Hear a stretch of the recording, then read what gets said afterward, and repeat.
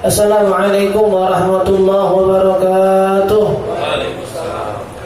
Alhamdulillah wassalatu wassalamu ala Rasulillah Sayyidina Muhammad ibn Abdillah wa ala alihi wa sahbihi wa man walah ila yaumil liqa'i billah amma ba'd. Alhamdulillah, puji serta syukur kehadirat Allah Subhanahu wa taala yang masih memberikan kita nikmat sehat wal afiyah, nikmat panjang umur serta taufik dan hidayah sehingga kita masih bisa berkumpul bermuajah di majlis taklim kita, majlis taklim malam Rabu yang kebetulan di malam nanti malam Rabu terakhir di tahun 1441 Hijriah. Mudah-mudahan duduknya kita di majlis taklim di malam Rabu terakhir ini menjadi sebab Allah tutup nanti tahun kita ini dengan penuh kebaikan, dengan penuh keridhaan dari Allah Subhanahu wa taala, dan dihapuskan segala macam kekurangan kita selama tahun ini, dan sebab-sebab menjadi pembukanya rahmat dan ampunan dari Allah di tahun yang akan datang. Amin ya rabbal alamin. Kita lanjutkan pembahasan kita dalam kitab Risalatul Jami'ah yang masih dalam akhir-akhir bab tentang ketaatan-ketaatan yang ada di dalam hati. Ya, sekarang kata Habib Ahmad bin Al-Habsyi, dan diantara juga ketaatan hati kata beliau di sini wa mahabbatullah, ya, wa mahabbatu rasulihi wa sahabatihi wa ahli baitihi wa tabi'in wa salihin. Ya, juga salah satu bentuk ketaatan yang ada dalam hati kita itu adalah yang ada dalam hati kita, yaitu adalah adanya cinta. Ya, yang salah satunya cintanya itu pasti untuk Allah. Yang dalam hadis Nabi katakan la salasatun man kunna fihi wajada halawatal iman. Tiga hal yang kalau tiga hal ini ada di dalam diri seseorang, insya Allah dia bakal merasakan manisnya iman. Yang pertama, ayyakunallahu wa rasuluhu ahabba ilaihi mimma siwahuma. Ya, hal yang pertama yang bisa mendatangkan manisnya keimanan di hati seseorang itu yang paling pertama Allah dan Rasul jadi yang paling dicintai sebelum yang lain. Ya, yang pertama, hal yang paling pertama Allah dan Rasul jadi yang paling dicintai sebelum yang lain. Ya, makanya sering kita katakan bahwasanya Sayyidina Ibrahim al-Khalil alaihi salam ketika ditanya, ya Ibrahim bima takhadaka khalila, wahai Ibrahim, gimana caranya Allah bisa angkat kamu jadi seorang kekasih? Ya, dari tiga hal. Salah satunya di antaranya ma qaddamtu amrullah ala amri ghairi. Ya, kata beliau, saya enggak pernah mendahulukan perkara orang lain dibanding perkara Allah. Ya, ma qaddamtu amra ghairi ma qaddamtu amra ahadin ala amrillah. Ya, saya enggak pernah mendahulukan perkara orang lain, urusan orang lain sebelum Allah. Mau ngapa-ngapain dia tuh Allah. Dari semalam juga Umar lagi bahas masalah ridha, kata beliau, wa ridwanu minallahi akbar. Keridhaan dari Allah itu yang paling besar. Makanya dalam satu hadis yang ketika nanti di surga itu sering kita katakan, ya, nikmat-nikmat di surga itu yang kita dengar itu cuma gambaran biar gampang cernanya. Ya, makanan yang enak, bidadarinya, sungainya, istananya, itu semua gambaran biar kita nih otak kita nyampe ngebayangin indahnya surga. Ya, kalau kita lagi ke gunung, ada orang habis ke gunung, orangnya bilang, gimana naik gunungnya? Gua enak dah. Iya enak, tahu enak, tapi gimana? Pokoknya indah dah. Iya gimana indahnya? Coba pasti ceritain ada sungainya di atas, ya ada danaunya, pemandangannya begini, bentuk awannya, apalagi foto-fotonya dikasih lihat, kegambar di otaknya indahnya pemandangan di atas gunung. Nah, ini surga yang diceritain kita dari bagaimana sungainya, ada dari sungai dari air biasa, air jernih, ada dari susu, ada dari madu, ada dari khamar, dari arak, belum istana-istananya, ya, belum lagi orang yang punya satu pohon di surga aja jarak satu pohon itu lebarnya 500 tahun jalan perjalanannya. Itu semua biar kita kegambar di otak kita gedenya surga, indahnya surga, tapi hakikatnya wala khatara ala qalbi bashar. Keindahan surga tuh bahkan enggak bisa dibayangin sama pikiran seseorang, tuh hakikatnya. Enggak bakal ada yang bisa gambarin surga. Yang sering kita kasih contoh gampang, siapa yang pernah nemuin makan pisang, gigitan pertama manis, gigitan kedua lebih manis, gigitan ketiga lebih manis dari kedua, yang keempat lebih manis dari terus begitu. Karena kalau makanannya enaknya sama, lama-lama bosan. Itu makanan yang paling enak apa nanti makan? Pak, bicara lagi jawaban. Makan apa yang Madinah apaan? Ayam bakar. Lu makan ayam bakar seminggu 3 hari sekali. 3 hari sekali, 3 kali sehari, seminggu 21 kali lu makan ayam bakar mulu. Takutnya ketarang di gigi. Ya, bosan nggak? Bosan. Tapi itu yang belum jarang makan model-model segala macam pizza, spaghetti, makan sebulan kasih makan. Nyari kampung ente paling terhabis itu. Tapi karena enaknya sama. Tapi kalau enaknya beda, nggak bakal bosan. Makanya suka nggak ada rasa bosan kata Allah. Makanya dibikin kayak gitu. Udah sebegitu indahnya nanti Allah tanya dia sama ahli surga. Wahai ahli surga, mau nggak saya kasih sesuatu yang lebih indah lagi? Orang surga kaget. Ini udah segini indahnya surga, ada lagi sesuatu yang lebih indah. Apaan ya Rabb? Uhillu alaikum ridwani wal asqat alaikum abada.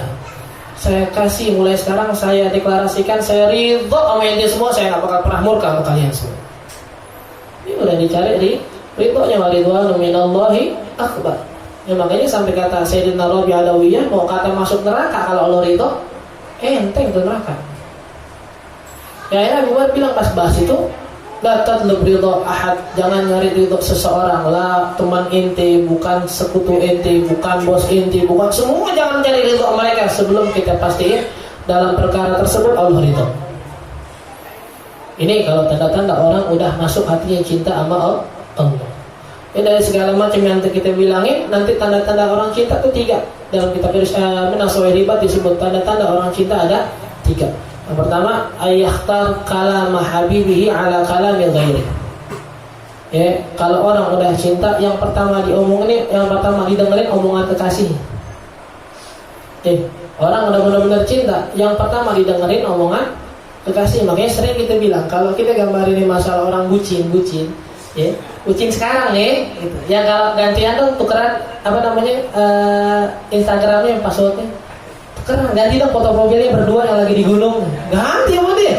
Kenapa diganti? Iya benar, kalau dari segi cintanya benar. Karena bilang orang yang cinta tuh pasti lebih dengerin omongan yang dicintain. Tapi tempatnya salah. Taruh ganti lagi foto dari sini Instagramnya semua ganti semua mau cewek. Cinta ya benar, karena bakal lebih denger omongan orang yang dicintai daripada orang lain. Wa yahtar mujalasata habibi min mujalasatil ghairi. Dia lebih demen duduk sama orang yang dicintain daripada sama selainnya. Mau kemana? Mau nongkrong. Emang lebih mau sama dia daripada sama aku? Nggak jadi jalan. Diam aja udah. Enggak, udah kayak patung udah diam langsung. Ya udah di jalan. Mana? Main futsal. Aku lagi sendirian ditinggal. Wah udah aja. Benar nggak? Benar cintanya, tapi tempatnya salah. Tapi gambarannya benar. Wa ayakhtar ridha habihi min ridha ghairi. Dia lebih mentingin kalau yang dicintainya senang daripada orang lain. Ya kalau kita mau nanya apakah cinta kita sama Allah benar apa kagak, dia ada 3 tadi itu. Ya di Al-Quran Allah ngomong apaan, kita lebih mengikuti Al-Quran apa yang lain. Ya Allah punya waktu-waktu yang Allah ngajakin kita duduk zikir. Ya ana jadi suman dzakaroni kata Allah. Saya bagaikan teman duduk orang yang sedang berzikir kepada saya. Kita kalau lagi ikut majlis zikir gimana? Tadi lagi baca ratib gimana? Seharian megang zikir apa kagak? Ya baca la ilaha illallah berapa? Ya Allah ya berapa? Istighfarnya berapa? Ya, idza ra'aita 'abdan aktsara min dzikri kata Allah dalam hadis qudsi. Fa'lam anni adintu lahu wa anni uhibbuh. Ya kata Allah, kalau kamu melihat seseorang yang banyak berzikir kepada saya, ketahuilah itu orang saya izinin buat nyebut nama saya. Wa'lam anni uhibbuh. Dan kalau saya udah izinin dia nyebut nama saya, berarti saya cinta sama dia. Ya gambarin aja kebalikannya berarti. Kalau kita nggak berzikir sama Allah, selalu bilang masalah itu bukan masalah kita nggak mau berzikir, bukan. Intinya itu bukan cuma sekedar gue mau nggak mau zikir sekarang, entar aja, bukan. Cuma jangan-jangan Allah yang nggak ngizinin lidah kita buat berzikir, itu yang harus dipikirin. Ya sama kalau masalah hadir majlis taklim yang sering kita ulang-ulang, yang katanya nisbahnya ke Sayyidil Walid Habib Abdurrahman. Ya masalah untuk ilmu, masalah hadir di majlis taklim bukan cuma sekedar kita bisa mau atau enggak, ya bukan. Tapi kalau kita nggak hadir-hadir, jangan-jangan ilmu yang udah nggak mau sama kita. Ya kalau ilmu udah nggak mau sama kita, gimana kita bisa selamat di akhirat? Itu yang pertama tadi itu balik lagi ayyakun Allah wa rasuluhu aba ilaihi mimma siwahuma. Ya tanda cinta, tandanya seseorang bakal mendapatkan manisnya iman kalau yang pertama Allah dan Rasul jadi yang paling dicinta dibanding yang lain. Wa yuhibbal mar'a la yuhibbuhu illa lillah. Dan dia enggak cinta seseorang kecuali cintanya itu dasarnya karena Allah. Dia cinta sama orang tuanya, cintanya karena Allah. Allah yang nyuruh. Dia cinta, dia punya istri, dia cintanya karena Allah. Dia punya keluarga, cintanya karena Allah. Dia punya teman majlis, teman kantor, teman di rumahnya, teman mainnya, semua cintanya karena Allah. Ya, bahkan kalau kita cinta sama Allah tuh, kata dalam hadis Nabi pernah ngobrol kalau nggak salah sama orang, terus ada orang lewat. Ya, ada orang lewat, ditanya, dia ngomong sama Nabi, ya Rasulullah, saya cinta dia, kata orang ini. Kata Rasul, a'lam tahu, kamu udah ngasih tahu dia belum? Belum. Fa'alimhu, kasih tahu. Kata Nabi, kejar tuh orang, dikejar. Akhirnya tuh orang bilang, ini uhibbuka fil hib, saya cinta kamu karena Allah. Itu gambaran salah satu kita itu kalau cinta sama orang disuruh nyatain. Lebih benar cintanya karena Allah. Tapi yang di hadis itu laki. Yang tadi hadis dibilang tuh laki. Ingat ya, laki. Sekali lagi, laki.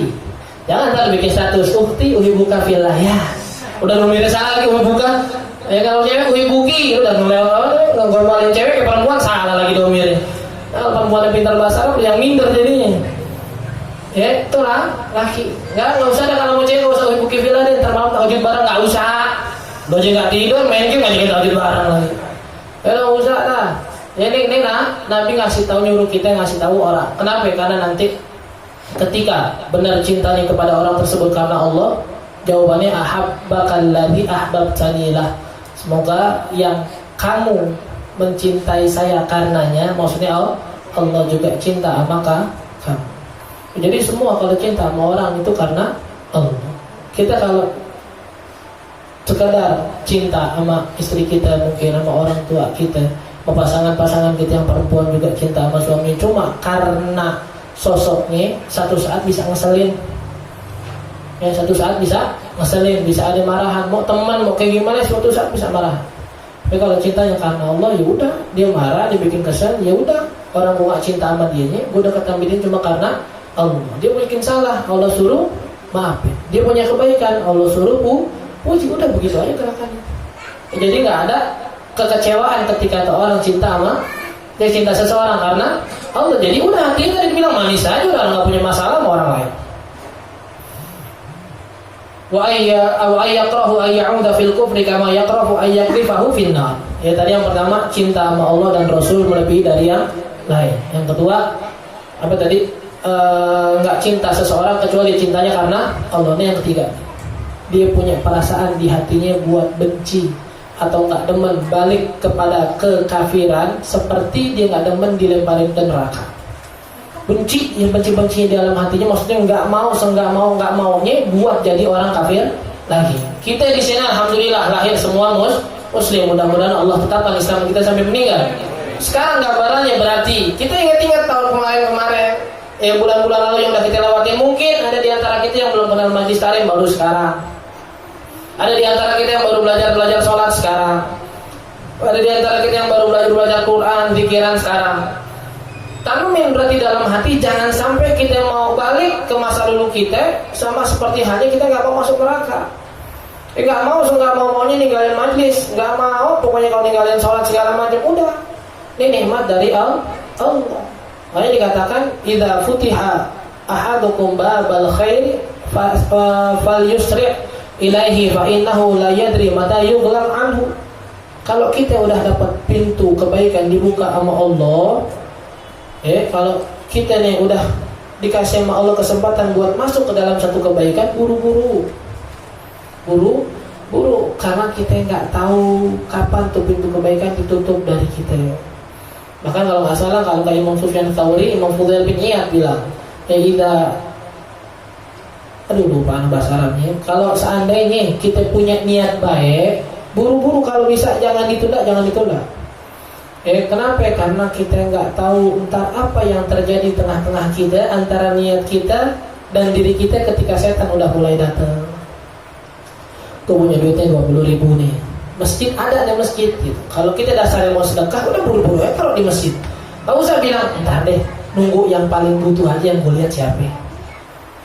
Niatnya masih ada, baik saat itu, tapi ntar sejam 2 jam, wah temu-temu pengemisnya ya. Mulut udah asem banget lagi. Tenggorokan kering banget. Kayaknya gue yang paling butuh sekarang nih. Gak usah sedekahin dah, gue beli minum aja dah, daripada gue ntar mati tuh gitu ada alasannya. Kita punya duit, mau ngapain lagi, mau puasa misalnya, puasa nih besok mau puasa lagi kosong-kosongin nih, misalnya hari nggak kerja, libur ya, masih ada kodok, tanggung jawab kodok, puasa tapi nggak tahu, tahu datang hari, tahu waktu sibuknya nggak bisa lagi puasa, berat segala macam. Itu mau nikah, punya duit, perempuan ada, nikah kalau bapaknya setuju. Nikah kita nggak tahu. Ntar kalau seandainya udah punya niat baik, ditunda-tunda, ada apa nih tengah-tengah niatnya? Setan ngasih tahu, oh ini jangan nih, ini cakapan yang nol. Oh jangan nih, kurang bagus nih, waduh sono. Gak jadi semua begitu. Ntar pindah ke yang satu, pindah ke kerjaan yang lain, niat yang lain, ibadah yang lain sama. Ketika ditunda. Tadi maksudnya itu ketika kita punya kebaikan, kita punya dalam lingkungan kebaikan, atau kita dipanggil sama Allah seakan-akan buat melakukan kebaikan, jalanin. Dan kalau kita udah berada di situ, tanamin dalam hati kita nggak mau balik ke tempat yang lama. Kita nggak mau balik ke tempat yang lama. Apa yang kita rasain sekarang atau apa yang kita dapetin sekarang nggak kita dapetin dengan mudah dan dengan sebentar. Coba kalau kita pikir-pikir dari berapa umur kita, dari yang mungkin 15 tahun, 17, 20, 30, 40 tahun berapa kita mulai enak hadirin majlis taklim? Kalau dibilang saya tahun umur 29, berarti dari umur 28 kemana tahu? Kita baru dapat di umur 29. Udah segitu lamanya kita baru dapat, jangan dilempar lagi ke belakang.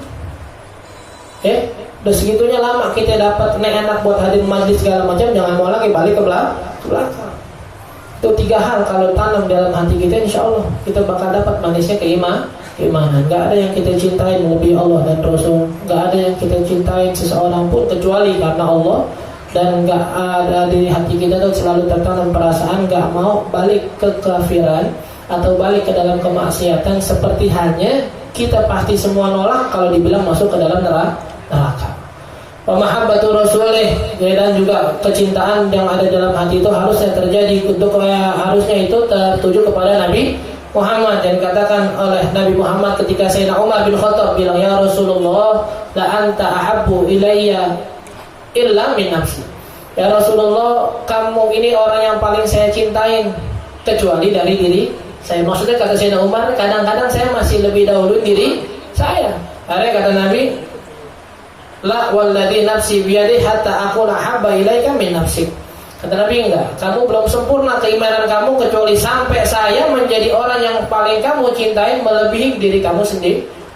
Sampai dalam Al-Quran Allah bilang, an-nabiyyu aula bil mu'minina min anfusihim. Nabi itu harus lebih didahulukan oleh orang mukmin, bahkan melebihi diri mereka sendiri. Nabi harus lebih didahului oleh orang mukmin bahkan dengan dari diri mereka sendiri. Bahkan dalam hadis lain Nabi katakan, la yu'minu ahadukum hatta akuna ahabba ilaihi min walidihi wa waladihi wa nafsihi wa nasi ajmain. Kata Nabi, gak sempurna iman seseorang sampai saya lebih dicintai oleh dirinya dibandingkan bahkan oleh dirinya sendiri, bahkan orang tuanya, bahkan anak-anaknya, dan semua manusia.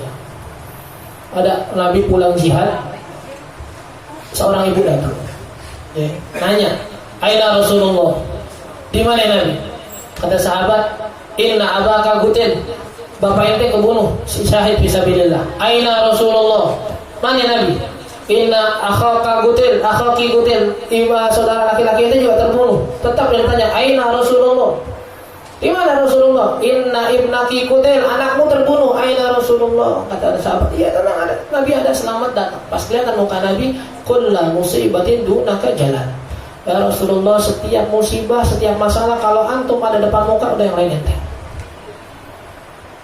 Ini tadi dibilang, bapaknya meninggal, syahid, ya udah surga. anak yang meninggal, yuk udah surga. Saudara yang meninggal, surga. Tapi kalau Rasul meninggal, kita mau apa enggak? Makanya ketika melihat Rasul dibilang kullu musibatin dunaka jala. Ya, setiap musibah ketika kamu masih ada ya Rasulullah itu terasa ente. Ya. Ada cerita di zaman Imam Syafi'i, lupa, ada salah satu orang kuburan, ada salah seorang yang meninggal di kuburan dan orang ini terkenal banget cinta sama Nabi. Setelah beberapa puluh tahun atau 50 tahun dipindahin kuburannya, ternyata jasadnya masih utuh. Jadi saat itu tuh orang yang gali, ulamanya saat itu bilang jasadun tamakkana hubbu Ahmad fihi wallahi annal arda la yubli. Jasad yang di dalamnya tertanam kuat cinta sama Nabi Muhammad, demi Allah tanah gak bakal berani nyentuh nanti ketika dia dikubur. Maka dalam kitab An-Nawadir ada seorang perempuan ketika udah turun ayat buat bercadar digodain sama laki-laki. Digodain sama laki-laki, ini memang perempuan benar-benar wah habis-habisan cintanya buat Nabi. Akhirnya ada orang laki-laki iseng, dibilang kalau itu cinta sama Nabi enggak? Cintalah banget. Kalau emang ente benar cinta sama Nabi, coba buka cadar ente. Ini perempuan nggak mau cintanya sama Nabi diraguin, dibuka. Cadarnya doang yang dibuka, bisa tutup lagi. Akhirnya suaminya tahu. Suaminya tahu, suaminya cemburu, ngadu ke Nabi. Ya Rasulullah, istri saya begini, panggil istri kamu. Akhirnya dibikinin satu kayak kubangan, dibakar. Atau tempat panggangan roti kalau nggak salah. Dibilang istri itu suruh masuk. Kalau memang dia cinta sama Nabi, cinta sama saya, suruh masuk. Masuk tuh perempuan, ditutupin, dibakar sejam, 2 jam, 3 jam, keluar satu pun nggak ada yang kebakar. Kata Nabi, maafin istri ente tadi yang dilakuin benar-benar karena cintanya sama saya, nggak mau diraguin. Masuk ke dalam kubangan api nggak bakar. Api dunia, kadang kita bilang api neraka aja nggak bakar, makan apalagi sekadar api dunia. Ya, yang mentoknya hadis yang paling bikin kita senang, bahkan sahabat senang, adalah ketika ada seorang Badui datang kepada Nabi. Ya Rasulullah, rajulu yuhibbu qauman wa lam yalhaq bihim. Ya Rasulullah, gimana kalau ada seseorang yang cinta sama satu kaum, satu kelompok, tapi belum bisa seperti mereka? Kata Rasul, al-mar'u ma'aman ahab. Seseorang bersama yang dia cintai. Bahkan dalam hadis lain Nabi lagi khutbah, kata orang Badui, orang Badui ini orang yang kurang adab gitu, karena tinggalnya di pedesaan. Nabi lagi khutbah langsung diselak. Ya Muhammad, mata sa'ah. Wahai Muhammad, kapan kiamat terjadi? Nabi lagi khutbah, dikasih isyarat, taruh dia dulu, tak kita terusin omongan. Setelah selesai khutbah, nanya Nabi, mana yang nanya tadi? Ya saya, ya Muhammad, ma'adatallaha, apa yang kamu siapin buat hari kiamat? Nanya hari kiamat. Ini pelajaran dari Nabi nih. Ketika ada seseorang nanya hari kiamat kapan, ya memang dalam hal sebagian besar hadisnya Nabi bilang Allah yang lebih tahu kapan datang hari kiamat. Tapi Nabi nggak cuma fokus ngasih tahu alamat-alamatnya juga, yang Nabi tanya persiapannya apa? Persiapannya apaan? Kayak kita kemarin heboh tanggal 15 Ramadan. Wah ada dukhon, wah ada beginian. Tanya dukhon apaan sih? Dukhon sejenis dajjal. Dajjal udah saudara kembar ya. Dukhon sejenis dajjal, dari mana? Ada ini orang ngomong. Yang nanya orang pesantren 5 tahun lagi dinanyakan. Yang bego gua apa dia sih kali ini? Lu pesantren 5 tahun bisa kaget sama orang yang baru ngaji kemarin. Dukhon katanya serem dah pokoknya. Pokoknya serem, katanya kayak dajjal. Bisa jenis dajjal, sejenis dajjal. Mana ada mode-modenya? Ada sejenis. Dukhon begini, entar hadis. Udah deh, taruh kita tutup. Kiamat bisa aja kapan datang, kapan enggak usah kiamat, lu bisa mati. Nabi nanya, ma'adatalah, yang lu siapin apaan? Lu ngapain nyiapin kiamat? Kiamat, nggak jadi kiamat, dia joget lagi. Ya kayak orang itu nakutin orang, awas lo ada kecoa kamar mandi. Pas dilihat kecoanya nggak ada, takut lagi nggak? Enggak. Kiamat bentar tanggal sekian lewat tuh tanggal, takut lagi orang? Enggak, yang disiapin takut sama kiamatnya, bukan takut sama Allahnya, bukan persiapan setelah kematian gimana? Ya makanya di sini kita belajar ma'adatalah, kata Nabi, apa yang kamu siapin? Ma'adatulaha kathrata siyamin wala sadaqatin walakin uhibbullaha wa rasulah. Kata orang, saya nggak punya sholat banyak, nggak punya puasa banyak, tapi saya yakin dalam hati saya ada kecintaan yang kuat buat Nabi, buat Allah dan buat Nabi. Depan sahabat Nabi bilang, anta ma'aman ahbabt, kamu bakal dikumpulin. Kata Sayyidina Anas bin Malik, gak ada satu hadis pun yang membuat saya gembira kecuali hadis ini, karena saya yakin dalam hati saya cinta sama Allah, cinta sama Nabi, cinta Abu Bakar dan Umar. Sayyidina Anas ini sahabat. Sayyidina Anas sahabat, pembantu Nabi dari umur 10 tahun. Tapi beliau masih ngerasa girang ketika ada nih hadis. Beliau masih ngarep masuk surga dengan cintanya buat Abu Bakar dan Umar. Padahal sederajat kalau kita bilang, sahabat Nabi satu masa. Meskipun Sayyidina Anas sahabat kecil Abu Bakar dan Umar, Sayyidina Abu Bakar dan Umar sahabat-sahabat pembesar-pembesar.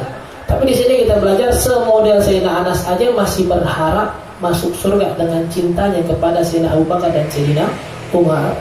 Kalau kita siapa kalau dalam hati kita nggak ada cinta buat ulama dan umat, buat ulama, buat orang-orang soleh, bukan lagi sahabat. Padahal itu bila lagi kalau sampai ada kebencian di hati kita buat para ulama.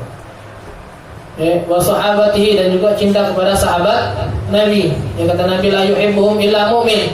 Ketika Nabi menceritakan ke sahabat-sahabat dari kalangan Ansar, kata Nabi, enggak ada yang cinta orang Ansar kecuali mukmin. Orang Ansar berarti orang-orang Madinah, kaum Ansar. Wala yabghiduhum illa munafik, dan yang benci sama orang Ansar itu orang munafik. Jadi kalau kita belajar sejarah Islam itu tentang para sahabat Nabi, nanti ada tuh pelajaran-pelajaran tentang cekcoknya para sahabat, kayak perang Jamal antara Sayyidina Aisyah dan Sayyidina Ali, ada perang Siffin, ada Sayyidina Ali dan Sayyidina Muawiyah. Terus gimana Ustaz? Jangan. Sayyidina Ali lebih utama, Sayyidina jangan. Ya wa ma jara baina sahabati nasqutu wa ajrul ijtihadi anhu nathbutu. Kata saya Zubat kalau nggak salah. Dan apa yang terjadi di kalangan sahabat kita diam. Wa ajrul ijtihadi anhu yathbutu. Dan mudah-mudahan apa yang kita lakukan dengan diamnya itu sebagai bentuk ijtihad kita, biar nggak ngomongin para sahabat yang nantinya kita bisa dapat pahala. Bahkan dalam hadis lain dikatakan, Allah bi ashabi, jaga sahabat saya. La tattakhiduhum gharadan ba'di, jangan jadiin sahabat saya itu nanti bahan omongan setelah saya meninggal. Fa bi hubbi ahabbuhum wa man abghadahum fa bi bughdi abghadahum. Orang yang cinta sama mereka, saya juga cinta sama mereka. Dan orang yang benci mereka, saya benci sama mereka. Wa man adahum faqad adani wa man adani faqad adallah. Dan yang saya nyakitin sahabat itu juga nyakitin saya. Dan yang nyakitin saya nyakitin Allah.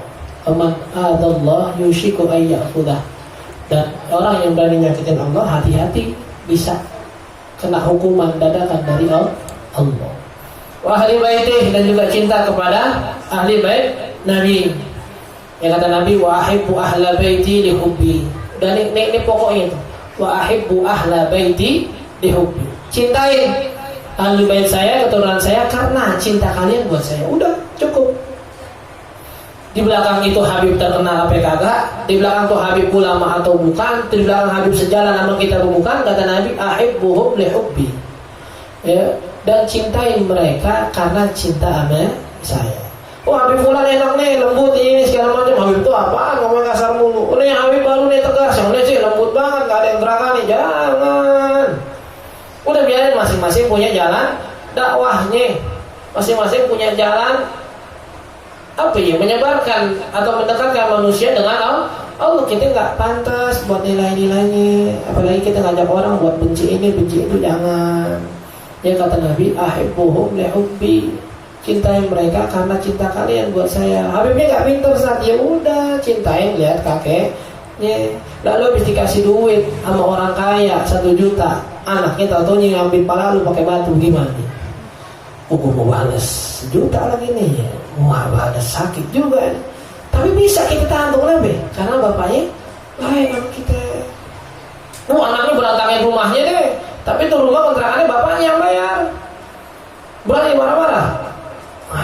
Bapaknya ngambil, maafin anak saya, nggak apa-apa, bisa dibersihin lagi ntar, gampang deh sih, belum basah doang, dilap juga kering. Begitu kenapa? Bapaknya baik, ente mau kabur ke siapa nanti di hari kiamat jadi syafaat. Imam Malik tuh pernah kena fitnah. Kalau nggak salah Imam Malik atau Imam Abu Hanifah pernah kena fitnah yang mengharuskan beliau akhirnya dicambuk. Yang nyambuk ini pemimpin saat itu kalau nggak salah Ahlul Bait. Tapi dua-duanya nggak tahu kena fitnah nih. Yang satu menjalankan tugasnya sebagai seorang pemimpin, yang satu terfitnah tadinya itu cabut 100 kali sampai pingsan kalau nggak salah Imam Abu Hanifah saat itu. Atau Imam Malik lupa. Setelah pingsan, ada sahabat-sahabatnya itu yang istilahnya kita tuntut balik aja tuh pemimpinnya, dia udah menjalani sesuatu yang zalim tanpa nanya dulu segala macam. Kata Abu Hanifah tadi, Imam Abu Hanifah, jangan kita tuntut balik. Ketika dia mukul saya nih, pecah cambuknya kena ke badan, terus keangkat dia cambuk, saya udah maafin. Cambuk kena badan nih, sebelum keangkat saya udah maafin. Emang kenapa bisa kayak gitu? Saya takut nanti kalau akhirnya Allah hisab dia dengan zalimnya saya ke dia, Nabi Muhammad pun bakal ngelirik ke saya. Seakan-akan berkata, gara-gara lu cucu gue dihisab sama Allah. Terus saya mau ngomong apaan kalau jadi saya menjadi salah satu penyebab keturunan Nabi Muhammad disiksa sama Allah nanti di hari kiamat. Jauh nanti disiksa 100 cambukan. Jadi pandang tapi Nabi, takut ntar Nabi gak senang karena gara-gara saya salah satu cucunya disiksa sama Allah. Makanya kalau gambaran terkuatnya kita ini gambaran tergampang ini, kalau kita main sama habaib gak kuat, jauhin. Bukan jauhin musuh ini, jangan kadang-kadang karena permainan mereka kadang-kadang sama kita beda, gayanya beda, dekat, tahu-tahu kesal, jangan mendingan dah jauhin dikit. Kalau kuat main, alhamdulillah nyari berkahnya silakan.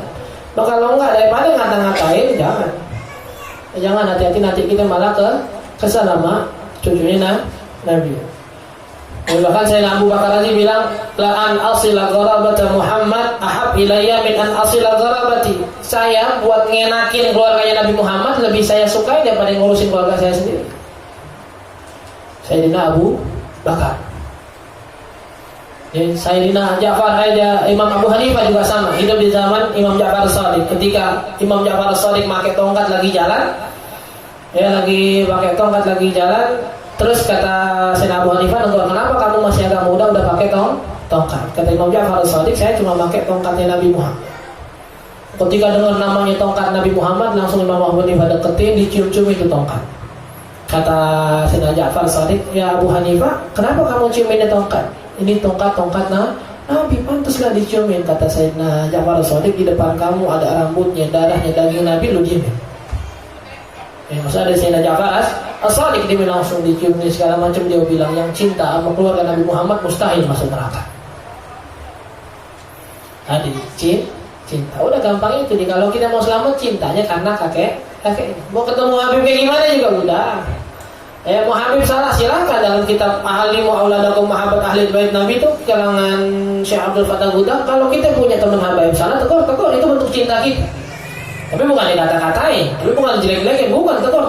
Justru kita salah ketika kita melihat satu Habib gak puas, misalnya kita diemin, harilah Habib, jangan.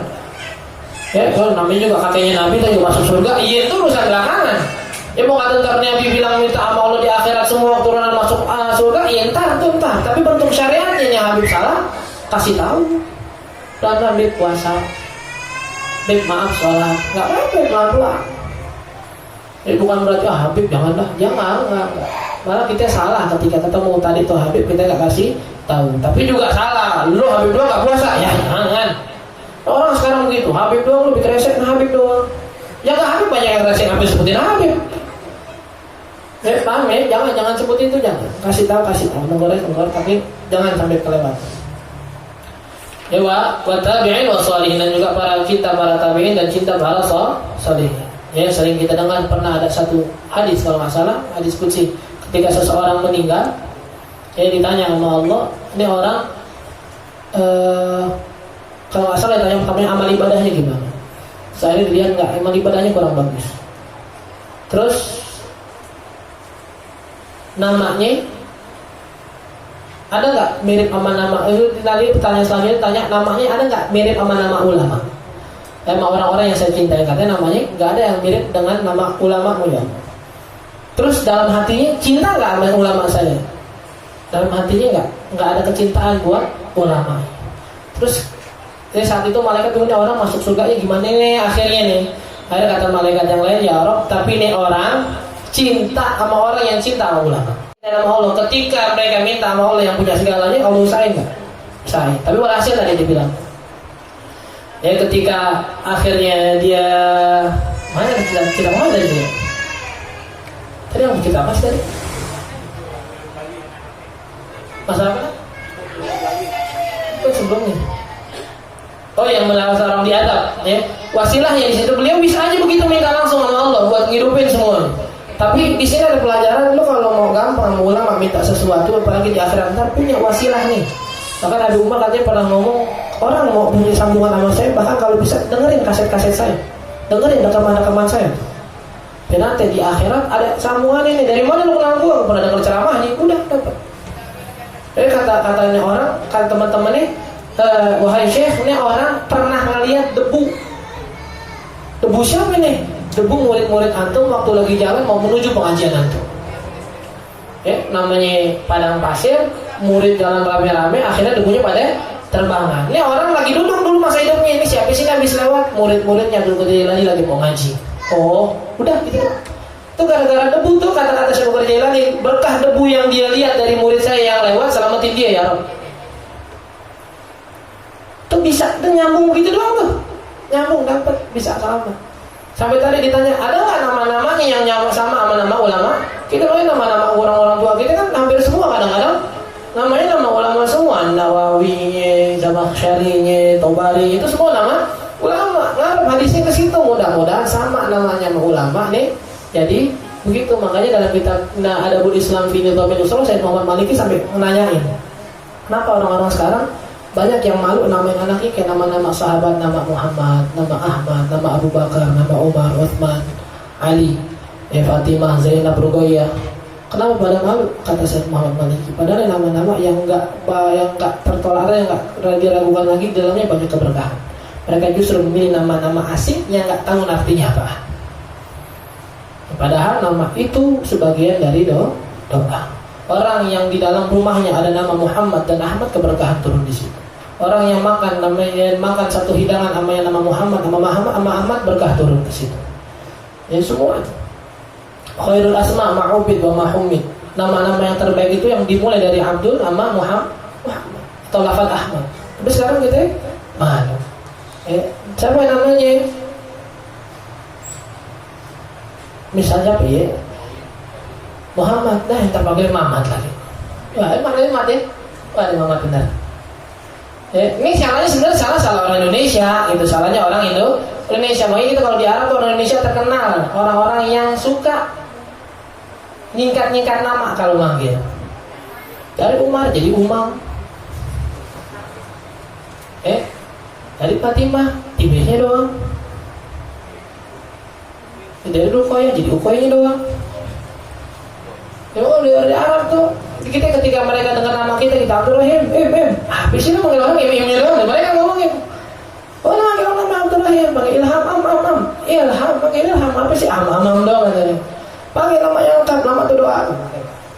Ya kita sekarang malu namain anak-anak kita mirip dengan nama ulama. Padahal di situ tadi keberkahannya ada ketika nama kita mirip sama nama ulama. Ada berkah dari hadis tadi. Dan tadi kita bilang, mudah-mudahan itu jadi keberkahan kita, menjadi salah satu bentuk kecintaan kita sama para ulama. Cuma yang perlu kita ingatin, meskipun tadi dibilang hadisnya almar'u ma'aman ahab, almar'u ma'aman ahab, seseorang itu bakal bersama orang-orang yang dicintai. Salah seorang ulama lupa namanya, Marley bin Syar kalau nggak salah, dia ngomong, la yaghurrannakum qawlu man qala almar'u ma'aman ahab. Meskipun tadi hadisnya jelas, bahkan Imam Nawawi bilang ini hadis sharih, mau kata atau orang amalnya sama atau enggak dengan orang yang dicintai, insya Allah bakal ngumpul selama hatinya benar cintai. Cuma katanya orang, kita juga perlu ambil pelajaran, jangan terbuai dengan ucapan itu. Kalau kalian cuma bisa ngomong saya cinta sama fulan, cinta sama fulan, cinta sama fulan, Yahudi ini ngakunya lebih berat lagi. Nahnu abna'ullah wa ahibbahu. Kalau kita cuma ngaku cinta doang, Yahudi ngakunya kami ini anaknya Allah, bukan cinta lagi. Kami anaknya Allah dan para kekasih. Tapi dibantah sama Allah, qul falima yu'adzibukum bidzunubikum. Jadi kalau mereka ngaku seperti itu, katakan kepada mereka, kalau mereka benar anak Allah, mereka Allah, orang-orang yang Allah cintai, tanya kepada mereka, kenapa Allah menghukum kalian dengan dosa-dosa kalian? Harusnya kalau orang-orang yang benar dicintai nama Allah, nggak bakal dihukum.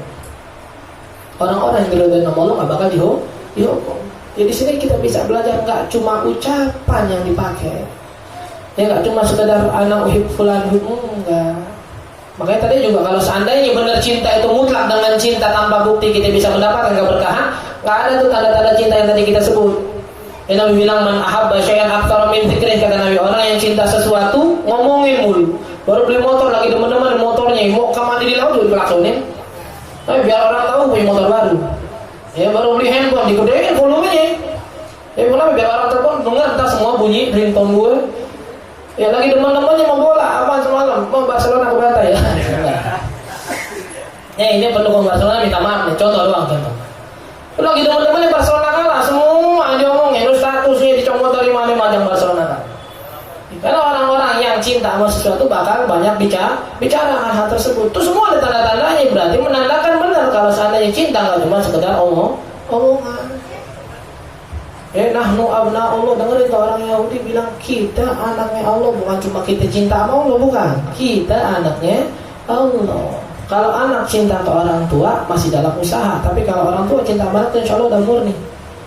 Makanya dalam Al-Quran yang ada ayat anak orang tua kasih sayang sama anaknya, apa anak berbakti sama orang tuanya? Di dalam Al-Quran yang disebutkan anak berbakti sama orang tua, apa orang tua kasih sayang sama anak? Anak berbakti sama orang tua. Diperintah sama Allah, kenapa? Karena kalau anak perlu dorongan buat diperintah. Kalau orang tua insya Allah sayangnya sama anak nggak usah disebutin lagi, nggak usah diajarin. Berarti kan kalau mereka ngaku anaknya Allah, harusnya Allah sayang banget sama mereka. Cuma Allah tanya, kul falima yu'adzibukum bidzunubikum, kenapa kalian masih diadab kalau memang Allah cinta kalian? Ya kenapa kalian masih diadab kalau kalian benar anak Allah? Waridho anillah, yang terakhir sini sifatnya waridho anillah wa tawakkul alaih. Dan juga sifat yang baik dalam hati itu adalah sifat ridho. Aminullah ala ridho. Kalau kita muamalah sama Allah dengan penuh keridhaan aja dah. Sering kita bilang kalau orang cinta masih ada marah, cuma kalau ada ridho. Ini dikatakan wa ainur ridha an kulli aibin kalilatun kama anna aina sukhti tubdil masawiyah. Orang kalau matanya dengan pandangannya itu mata yang ridha, enggak ada jelek-jeleknya orang. Orang yang lihat seseorang dengan mata ridha, dengan kedekaan lihat satu keadaan dengan mata yang ridha, enggak ada jelek-jeleknya. Yang kemarin kita ceritain masalah Umar, yang masalah ada orang ngebut pakai mobil, debu keangkat. Yang lain marah-marah, Umar senyum. Kenapa? Emang yang bikin dia ngebut siapa itu? Lagi begini gak kerjaan segala macam. Memang yang bikin dia semua. Udah cakepnya aja yang kelihatan. Tapi kalau orang udah gak ridha, wa ain kama aina sukhti, sama halnya kalau mata udah benci yang kelihatan jeleknya aja. Dia tuh orang baik, apaan mau minta kopi gak dikasih. Orang semua akuin baik, cuma dia mati kesal ya. Apaan kopi seseorang baik gak dikasih. Gue minum kopinya suruh bayarnya berdua. Minum kopi sesedot dong bayar berdua. Makan Indomie gue minta sawinya doang, gue yang sebelah 3.000. Orang semua bilang baik, cuma kadang lihat di pandangannya jelek, dia ngeliatnya jelek. Sebaliknya, lu mau ngapain sama dia? Wah di mata gue udah cakep aja dah. Di mata gue udah cakep aja dah pokoknya. Oh iya udah seneng aja dah ngeliatnya. Wah ini ridho. Kalau matanya udah ridho. Wa in lam tastati, kalau kita nggak bisa ridho dengan segala macam ketentuan Allah, fasbir, maka hadapi dengan penuh kesabaran. Fa'inna sabra ala ma taqrah khairun katsir. Karena kesabaran atas sesuatu yang kita benci, maksudnya kita tak suka atas takdir Allah, tapi berusaha kita terima dengan kesabaran, itu ada kebaikan yang banyak. Dan tawakkul alaih, dan juga sifat tawakal kemarin udah kita sebutin. Wa ghairu dzalika min ta'atil qalb, dan hal-hal lain yang bisa menjadi ketaatan kita di dalam hati kita. Ya, mudah-mudahan yang malam habisnya masalah ketaatan hati yang baiknya atau maksiat. Yang mudah-mudahan ya hatamnya, bukan hatam kita ya, hatam yang lebar. Yang mudah-mudahan sebagaimana ini tahun akan Allah tutup juga penyakit-penyakit hati dalam diri kita. Nanti kita buka lagi dengan tahun yang baru dengan hati yang lebih baik, hati yang datang kepada Allah biqalbin salim, hati yang nantinya datang ke akhirat kepada Allah, menghadap pada Allah dengan hati-hati yang baik. Terus sedikit tambahan, ini malam tahun baru Hijriah ya. Ada yang Kamis, ada yang Jumat, nggak masalah ya. Karena sana sebagian habaib itu, sebagian ulama kita ngadain awal tahun dan akhir tahunnya hari Kamis, bukan hari Rabu. Sebagian Rabu tanggalan apa namanya? Tanggalan dari pemerintah hari Kamis liburin tahun Muharram. Cuma hari Rabu itu hari ke-29. Berarti ada yang 29 hari, ada yang 30 hari. Tapi yang mau ngikutin hari Rabu berarti baca doa akhir tahunnya hari Asar, habis hari Asar. Hari Rabu habis Asar. Yang membaca doa akhir tahun hari Rabu habis Asar. Banyak tuh, ada yang yang pendek yang biasa kita baca di dalam kitab Kanzun Najah was Surur. Ada doanya para Habib lain, Habib Ali Al-Habsyi, ada doanya Syekh Abdul Qadir Jilani juga. Kalau nggak salah baca yang mana aja bebas. Yang penting kita berdoa sama Allah, minta akhir tahun ini ditutup dengan penuh kebaikan. Innamal a'malu bikhawatimiha. Semua nilai setahun kita penuh tergantung kita besok nutupnya gimana. Mungkin besok Rabu hati-hati nih. Lagi penutupan buku. Jangan sampai udah bagus depannya ujungnya jelek. Ya novel bagus nih. Wah, dari awal pacaran mulu. Pas di akhir dijodohin bapaknya. Jangan ke novel tuh begitu tuh. Mendingan berantem ujungnya jadian, bener gak? Karena kalau kita ujungnya awalnya jelek, mudah-mudahan kita tutup bisa dengan kebaikan. Ngambil berkah hadis Nabi tadi, biar ketika kita tutup dengan kebaikan seakan-akan semua nilainya jadi baik. Dan juga hari Kamisnya atau mulai Rabu maghrib malam Kamisnya sama hari Kamisnya buka semua dengan kebaikan. Mudah-mudahan tahun yang kita buka dengan kebaikan nantinya Allah terusin kita bisa berbuat kebaikan di sepanjang tahun tersebut. Dan juga jadi muhasabah buat diri kita selalu. Maka yaumu khairan min amsihi fahuwa muflih. Orang yang hari ini lebih baik dari yang kemarin itu yang beruntung. Udah terus gitu. Yang harinya sama rugi kata Nabi. Yang harinya sama aja rugi. Ini kemarin kita nggak ada yang sholat 2 rakaat sunnahnya. Sekarang 2 rakaat harusnya kalau melihat hadis Nabi tadi rugi. Istiqomahnya iya bagus. Tapi kalau nggak bertambah rugi. Umur panjang Allah kasih tapi nggak bisa bertambah kebaikannya. Yang sama aja rugi. Apalagi yang sekarang inginnya lumayan, besok ternyata lebih jelek. Dalam satu hadis toleh, dalam satu hadis malam, orang yang begitu jauh dari rahmat Allah. Gimana caranya kita bisa tahu kita jadi orang-orang yang Allah cintai apa kagak? Gampang. Ini semua perkara-perkara gaib nggak ada. Karena sekarang kita bilang, kita nggak pernah ada yang menerima WhatsApp dari malaikat selamat hari ini Anda masuk orang-orang yang dipilih sama Allah. Nggak ada. Atau tak tahu WhatsApp kita masuk pagi-pagi masuk grup, judulnya kekasih Allah. Gitu. Nggak ada tuh, baru masuk grup kekasih Allah gitu. Masuk kalau maksiat dikik lagi baru masuk lagi. Nggak ada itu gitu kan. Semua perkara gaib. Tapi Nabi kasih tanda-tandanya. Salah seorang sahabat pernah datang ke Nabi bilang, ya Rasulullah, gimana sih tanda-tanda orang yang Allah pengenin sama orang yang Allah nggak pengenin sama Allah? Kata Nabi, kamu rasain apaan ya pagi?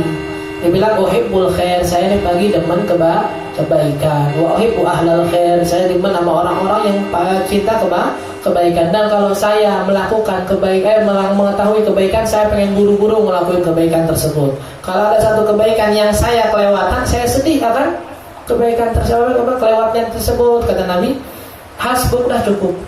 Itu tanda Allah cinta sama ente. Kalau Allah nggak cinta sama ente bakal dibikin jalan ke jalan yang lain. Dan nanti di akhirat Allah nggak peduli ente mau dilemparin ke neraka sebelah mana. Min alamati aradillahi ta'ala, dan salah satu tanda Allah berpaling dari seorang hamba, ishtighaluhu fima la ya'ni. Dia selalu Allah bikin sibuk di hal-hal yang nggak manfaat. Ini gambaran bahwa kita tahun depan, ini maksudnya hari Kamis, ini lihat posisi kita di mana. Apa di orang-orang yang Allah sering bikin apa yang disibukin dengan hal yang manfaat, atau yang tadi itu yang dibilang kayak Sayyidina Zaid, dibikin sama Allah cinta kebaikan, pengen buru-buru ngelakuin kebaikan, kalau nggak ngelakuin merasa sedih, atau biasa-biasa aja ngelewatin waktu kita dengan sia-sia. Apalagi fil awqatil fadhilah. Yang paling jelas kalau Mas Imam Ghazali nyebut ini, Allah bikin sibuk bahkan di waktu-waktu yang paling Allah cintai. Tengah malam orang-orang buat ibadah, dia nggak tahu kemana. Bahkan dalam hadis qudsi Allah bilang, kadzaba man idda'a bi mahabbati idza janna 'alaihi al-lailu nama 'anni alaysa kullu muhibbin yuhibbu khalwata bi habibi. Bohong, kata Allah, bohong orang-orang yang aku cinta sama saya. Ketika datang malam tuh orang malah tidur. Kenapa bohong? Bukannya malam itu waktunya kita khalwat, kita berdoa sama Allah. Dan bukannya setiap pecinta itu demen buat khalwat berdoa sama orang yang dia cinta. Enggak ada itu orang pacaran ke tengah pasar, enggak ada.